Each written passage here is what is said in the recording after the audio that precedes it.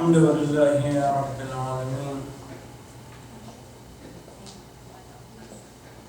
بارئ الخلائق أجمعين باعث الأنبياء والمرسلين والصلاة والسلام على سيدنا ونبينا وحبيب قلوبنا أبي القاسم المصطفى محمد وعلى أهل بيته الطيبين وصحبه المنتجبين. اللهم صل على محمد وآل محمد. ثانية بأعلى أصواتكم. اللهم صل على محمد وآل محمد. الثالثة يرحمكم الله. اللهم صل على محمد وآل محمد. We praise Allah subhanahu wa ta'ala for His guidance, and we offer and convey our greeting to the Holy Prophet of Islam and his pure progenies and selected disciples. Sisters, brothers, colleagues, friends, Assalamu alaikum wa rahmatullahi wa barakatuh. Wa alaikum salam. قال علي عليه الصلاة والسلام ولولا حضور الحاضر وقيام الحجة بوجود الناصر فما أخذ الله على العلماء أن لا يقاروا على كبضة ظالم ولا سبب مظلوم لألقيت حبلها على عاتقه. I swear by Allah who split the grain and created the soul.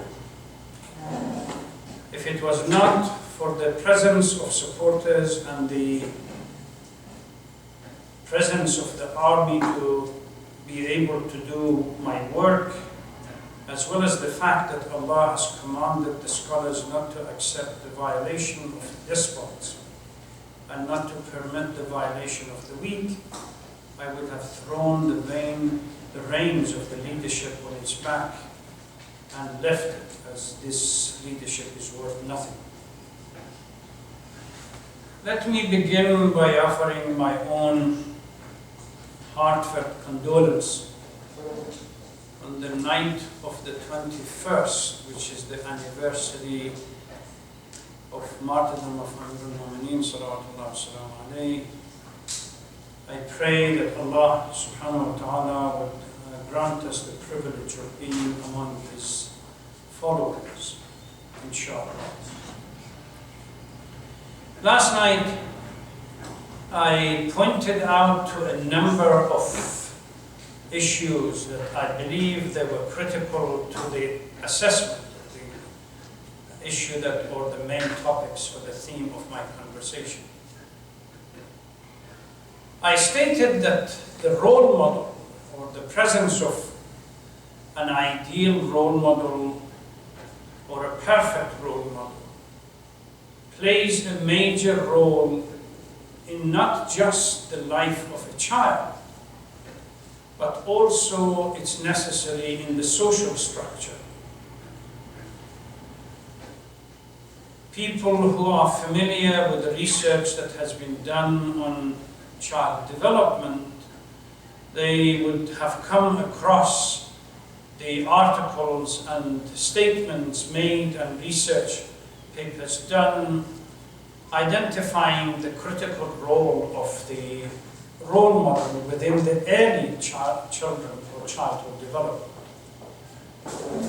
To the point that they say if a child is unable to find a role model at the early age, the search would continue. It's not going to stop until they settle for a role model in their lives. This could happen later on, during their adolescence or even later teens. Within the social structure, we have similar kind of ideas. The presence of a role model in a social structure is necessary to guide the people towards the direction that ultimately the society has to move forward.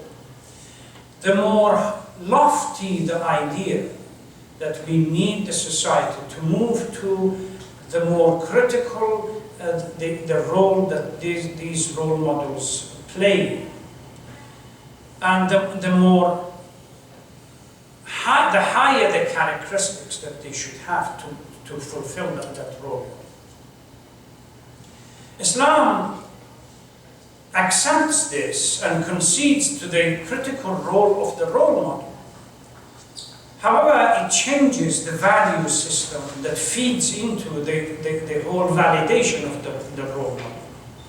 If you have a society that we pointed to this last night, that primarily structured on wealth, class, race, gender, and so on, Islam comes and radically shifts this around and brings in a concept which is associated not with tangible, transient lifestyle, but much more fundamental, and that is the concept of taqwa.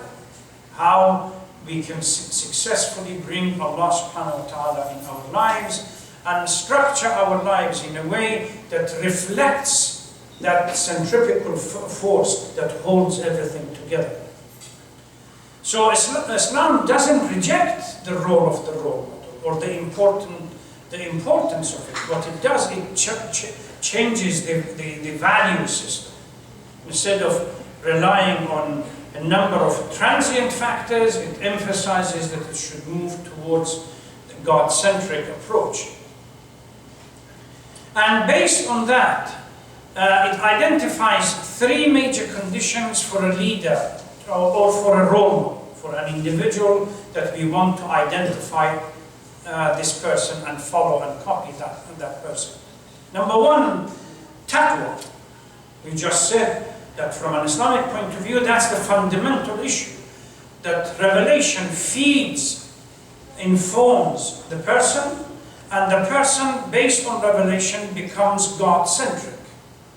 So taqwa is the major critical issue needed here. Without the taqwa, and a person that can center on revelation and God becomes part of his life or her life, we cannot assume that individual to be the role model. Second, the position that this person is going to occupy ultimately requires a high degree of knowledge, which I recited the verse in the Holy Quran, هَلْ يَسْتَوِي الَّذِينَ يَعْلَمُونَ وَالَّذِينَ لَا يَعْلَمُونَ. Those who are not informed, those who do not have the intellectual capability, cannot become the role model for the community. Because ultimately we see that the need for guidance, and if the person does not have that information, it cannot guide. We can see this, the shortcoming of the early history of the early part of our own history. The third was that the person must possess a unique characteristic to be able to defend justice and to stand against those who are unjust or unjust. To defend justice against injustice and those who are unjust. There must be a zeal within this individual that would not allow the violation of the right of anybody within the society. These three conditions are absolutely necessary for somebody to become the guide or the role model. The phrase in the Holy Quran for role model is uswa. And if you look at the Holy Quran, there are two examples given. Prophet Ibrahim والسلام, in Ibrahim كان أسوة, and the Holy Prophet لكم في رسول الله أسوة حسنة. Both of these examples are given, and both of these examples fully fit with the prerequisite, the conditions that we need for the leadership. Now I want to go to the topic that I briefly touched upon last night, and that is focus on the life of Amir al-Mu'mineen.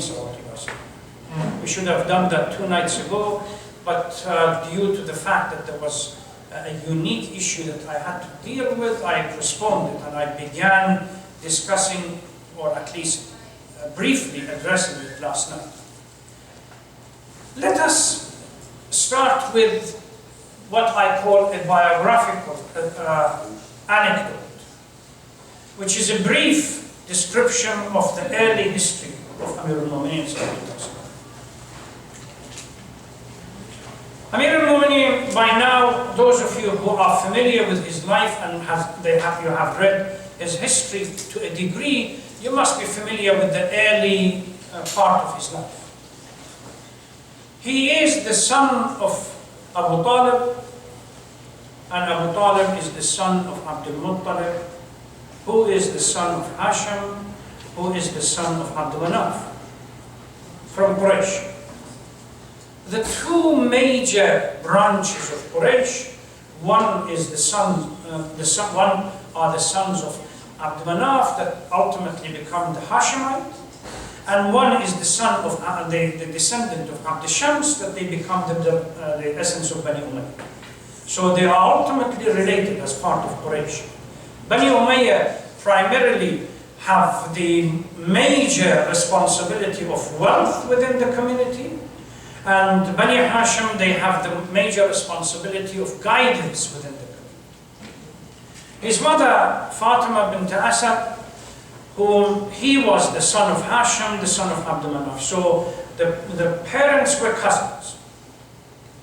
And Fatima actually worked as a mother, or fulfilled the responsibility of a mother for the Holy Prophet during the time and a period in which the early life of the Holy Prophet, when his mother deceased and died, and with the instruction of Abu Talib, Abdul Muttalib, Abu Talib's wife Fatima took the responsibility of looking after the child. The date of birth is 13th of Rajab, according to the well-known tradition. There are others who say other dates, but 13th of Rajab is recognized as the date of birth. The place of birth is inside Kaaba. This privilege is not given to anyone before him, and I don't think anyone will have it after. And the story goes that his mother, as was going around the house, suddenly felt the pain of delivery, and before she could move,